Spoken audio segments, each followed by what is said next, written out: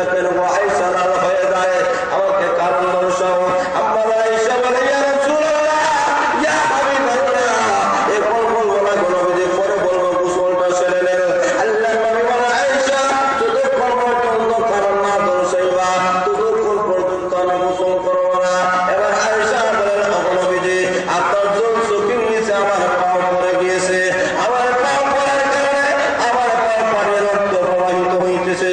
ওই রক্তগুলা পানির সঙ্গে যখন মিশিয়া যায়, পানি আর পানি থাকে না, রক্তের মতো লাল হয়ে যায়। আল্লাহর নবী বলে, আয়েশা কেন তুমি আমার কাছে বলো না? আমি শুধুমাত্র বিশ্ব নবী নয়, আমি শুধুমাত্র মদিনার রাষ্ট্রপ্রধান নয়, আমি তো তোমার স্বামী বিশ্ব নবী। আমার কাছে তো ফ্রি মাইন্ডে বলতে পারো। আম্মা আয়েশা বলেন, ওগো নবীজি, আপনার পাওয়া আপনার জল চোখের নিচে আমি আয়েশার পা পড়েছে, তো আমার কোনো দুঃখ নাই, বেদনা নাই। আমি আয়েশার কলজা যদি আপনার জল চোখের নিচে পড়িয়া গেলেন, টুকরা টুকরা যদি হয়ে যেত, আল্লাহর কসম করে বলি, একটা সেকেন্ডের জন্য বিশ্ব নবীকে কষ্ট দেওয়া আমি পছন্দ করতাম না। এত বেশি ভালোবাসতে আম্মা আয়েশা সিদ্দিকা রাদিয়াল্লাহু তাআলা, ওই আয়েশা করে আমি বিশ্ব নবীর সঙ্গে থাকতে চাই, নবীর সঙ্গে থাকাটা পছন্দ করেন। আল্লাহ রাব্বুল বলেন, নবীর স্ত্রীরা নবীর সঙ্গে থাকাটা পছন্দ করার কারণে আল্লাহ রাব্বুল আলামিন ডাকতে বলেন, নবীর সঙ্গে থাকলে সম্মান বেশি, মর্যাদা বেশি। পরবর্তী আয়াতের মধ্যে আল্লাহ রাব্বুল আলামিন বলেন, এখন নবীর স্ত্রী হয়েছো, এই কারণে পরবর্তী আয়াতের মধ্যে আল্লাহ বলেন, হে নবীর স্ত্রীরা, তোমরা নবীর স্ত্রী হইয়া যদি একটা গুনার কাম করো, পৃথিবীর অন্যান্য মহিলারা একটা গুনাহ করে একটাই গুনাহ লেখা হবে, কিন্তু নবীর স্ত্রী হইয়া একটা গুনাহ করে একটা গুনাহ লেখা হবে না, ডবল গুনাহ লেখা হবে। আল্লাহ রাব্বুল আলামিন, ইয়া নিসা আন-নবী মান ইয়া'তি মিনকুন্না বিফাহিশাতিন মুবায়্যিনাহ يضاعف لك العذاب ضعفين وكان ذلك على الله يسيرا। আল্লাহ রাব্বুল আলামিন বলেন, হে নবীর স্ত্রীরা, তোমরা নবীর স্ত্রী হওয়ার কারণে আমি আল্লাহ রাব্বুল আলামিন তোমাদের সম্মান মর্যাদা আমি আল্লাহ বাড়িয়ে দিয়েছি। নবীর স্ত্রী হওয়ার কারণে এমন সম্মান মর্যাদা আমি আল্লাহ বাড়িয়ে দিয়েছি, পৃথিবীর অন্যান্য মহিলাদের মতো তোমাদের সম্মান নয়। নবীর স্ত্রী হওয়ার কারণে আলাদা সম্মান দিয়েছি। এই কারণে নবীর স্ত্রী হইয়া যদি তোমরা একটা গুনাহ কাম করো, আল্লাহ রাব্বুল আলামিন একটা গুনাহ লেখা হবে না, ডবল গুনাহ লেখা হবে। জোরে বলেন নাউজুবিল্লাহ। কেন? নবীর স্ত্রী হওয়া সম্মানিত বিষয়। এই কারণে নবীর বেগম হইয়া, নবীর স্ত্রী হইয়া গুনার কাম করলে ডবল গুনাহ লেখা হবে।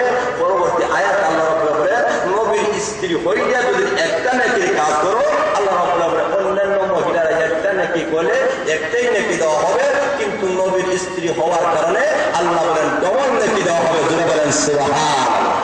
এখন আল্লাহ রাব্বুল বলেন, হ্যাঁ নবীর স্ত্রীরা, নবীর স্ত্রী হওয়ার কারণে তো আমি আল্লাহ তোমাদের ইজ্জত সম্মান বাড়াইয়া দিয়েছি।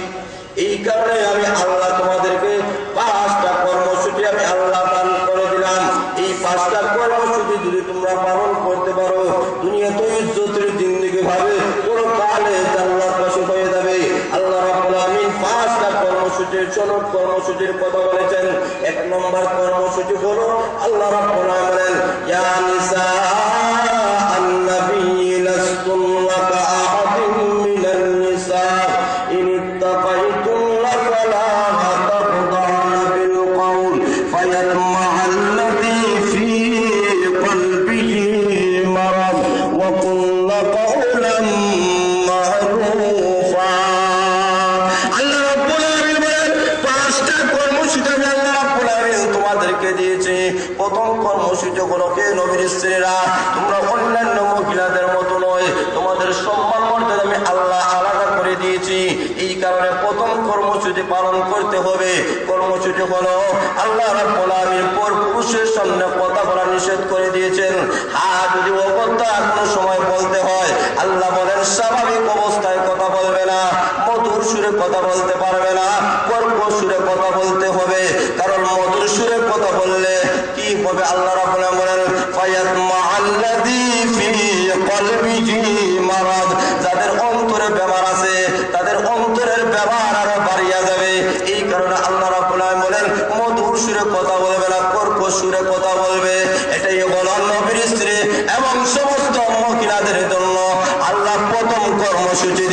জোরে বলেন সুবহানাল্লাহ। কথাকে কন্ট্রোল করতে হবে, পর পুরুষের সামনে কথা বলা যাবে না, যদি বলতেই হয় অগত্যা আল্লাহ রাব্বুল আলামিন কর্কশ সুরে কথা বলতে হবে। মধুর সুরে কথা বললে পুরুষটা তোমার প্রতি আকৃষ্ট হবে। এই কারণে আল্লাহ বলেন তোমাদের মান, তোমাদের ইজ্জত, তোমাদের সম্মান আমি আল্লাহ বাড়ানোর জন্য প্রথম কর্মসূচি দিলাম, তোমাদের জবানটাকে হেফাজত করবে, পুরুষের সামনে কথা বলে কর্কশ সুরে কথা বলবে। জোরে বলেন সুবহানাল্লাহ। কারণ আল্লাহ রাব্বুল আলামিন নারী জাতিকে যে ইজ্জত, নারীর যে সম্মান, নারীর যে মর্যাদা, এই ইজ্জত এবং সম্মান ইসলাম এবং কোরআন এবং বিশ্ব নবী ছাড়া পৃথিবীর কোন ধর্ম, পৃথিবীর কোন নিজাম, পৃথিবীর কোন তৈরি এত সম্মান মর্যাদা দেয় নাই। জোরে বলেন ঠিক না বেঠিক? আজকে আমাদের সমাজে কিছু তথাকথিত নারীবাদী যারা নারীদেরকে সমান অধিকারের নামে রাস্তায় নামায় দিতে চায়, নারীদেরকে অধিকার দিতে চায়। আসলে ইসলাম যে অধিকার দিয়েছে নারীদেরকে, ইসলাম সমান অধিকার দেয় নাই, বরং ইসলাম নারীদেরকে অগ্রাধিকার দিয়েছে, বেশি অধিকার দিয়েছে।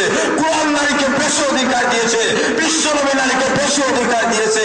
এই অধিকার, এই সম্মান ইসলাম এবং কোরআন ছাড়া আর কেউ দেয় নাই, কেউ দিতেও পারবে না। যারা বলেন সুবহানাল্লাহ।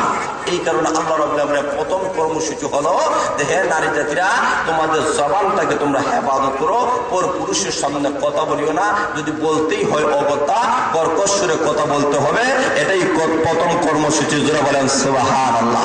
2 নম্বর কর্মসূচি আল্লাহ রাব্বুল আলামিন ওয়াকারনা ফি বুয়ুতিকুল্লা ওয়ালা তাবাররাজনা তাবাররুজাল জাহিলিয়াতিল উলা।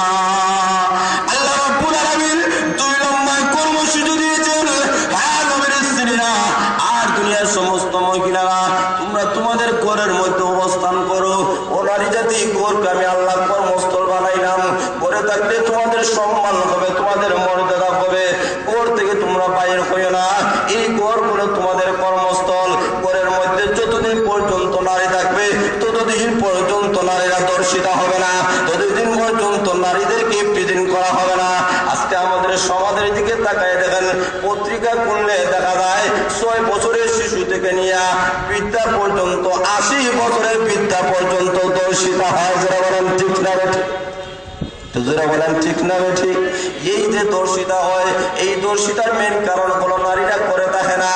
আল্লাহর কসম করে বলি, ইফতিজিং এর যত আইন তৈরি করা হয় না কেন, যতক্ষণ পর্যন্ত নারী জাতিকে পর্দার ভিতরে রাখা না হবে, ইফতিজিং এর যত আইন করা হোক, বাংলাদেশ থেকে ইফতিজিং বন্ধ করা সম্ভব হবে না।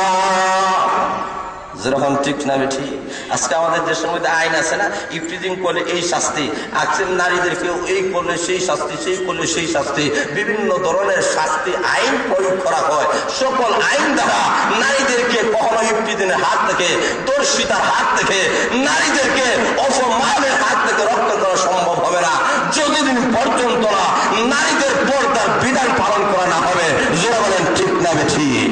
এই তাফসীরুল কোরআন মাহফিলের মাধ্যমে এই কথাই শিক্ষা দেওয়া হয়, কোরআনের শিক্ষা মানুষের কাছে পৌঁছে দেওয়া হয়। আজকে আমাদের সমাজের নারীরা যদি পর্দাশীল হয়ে যায়, দিনদার হয়ে যায়, নারীরা যদি ঘরের মধ্যে পর্দা অবস্থায় থাকে, আল্লাহর কসম করে বলি কোনো আইন লাগবে না, কোনো কিছুই লাগবে না, বিনা আইনে নারী দর্শন, নারী ইফতিজিং বন্ধ হয়ে যাবে। যারা বলেন সুবহানাল্লাহ। এই কারণে আল্লাহ বলেন ঘর থেকে বাইরে হইও না, ঘর থেকে আমি আল্লাহ পর্দা বানাই দিলাম, ঘরের ভিতরেই থাকো, ঘর থেকে বাইরে হইও না। তখন প্রশ্ন থাকে, হুজুর ঘর থেকে যদি বাইরে না হয় তাহলে নারীর কি কোনো প্রয়োজন নাই? আল্লাহ রাব্বুল আলামিন বলেন নারীর প্রয়োজন আছে। তো সেটার কিতাবে উল্লেখ করা হয়েছে, নারী 3টা কারণে ঘর থেকে বাইরে হইতে পারে। 1 নম্বর কারণ ব্যক্তিগত কারণ, ব্যক্তিগত কারণে নারী ঘর থেকে বাইরে হইতে পারে। চিকিৎসার কারণে নারী ঘর থেকে বাইরে হইতে পারে। 2 নম্বর হলো ধর্মীয় কারণ, ওদের কারণে নারী ঘর থেকে বাইরে হইতে পারে। 3 নম্বর হচ্ছে আর্থিক কারণ, নারী যদি এমন গরিব হয়, এমন অসহায় হয় যে তার দেখা যায় বাবা নাই, স্বামী নাই, ভাই নাই, আত্মীয় স্বজন কেউ নাই, এই নারীর দায় দায়িত্ব যদি সরকার ভরণ পোষণ যদি সরকার না নেয়, তখন এই নারীকে করবে না খাইয়া কি মারা যাবে? ইসলাম বলে না, এই নারী না খাইয়া মারা যাবে না, বলে এই নারীটা আর্থিক কারণে, অর্থনৈতিক কারণে নারী পর থেকে বাইর হইতে পারে। এই 3টা কারণ ছাড়া নারী জাতি পর থেকে বাইর হইতে পারে না।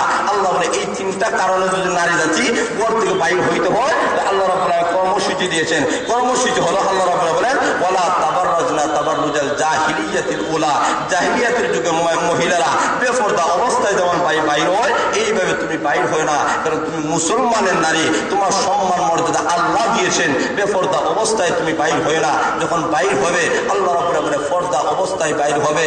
এটাই হলো আল্লাহ রাব্বুল আলামিনের দেওয়া 2 নম্বর কর্মসূচি, যে নারীরা ঘরে থাকবে। 3 নম্বর কর্মসূচি আল্লাহ রাব্বুল আলামিন বলেন ওয়া আতিউনাল্লাহ ওয়া আতিউনার রাসূল। আল্লাহ রাব্বুল আলামিন 3 নম্বর হলো আল্লাহর আনুগত্য, 4 নম্বর রাসূলের আনুগত্য। ওইগুলা বলার সময় নাই। যা কিছু বললাম নিজে এবং সবাইকে আল্লাহ রাব্বুল আলামিন আমল করার তৌফিক দান করেন। আমার আরেকটা মাহফিলে যাইতে হবে। যা কিছু বললাম নিজে সবাইকে আল্লাহ আমল করার তৌফিক দান করেন।